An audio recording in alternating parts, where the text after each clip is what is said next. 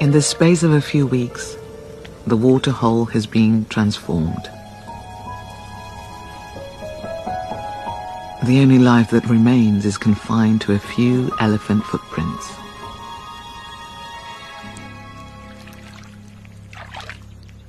The lungfish must move now.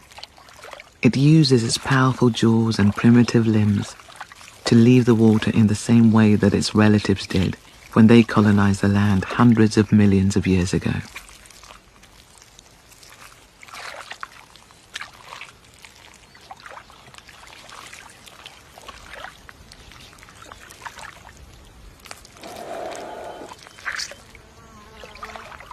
It will bury down to spend the dry season safely cocooned in the mud.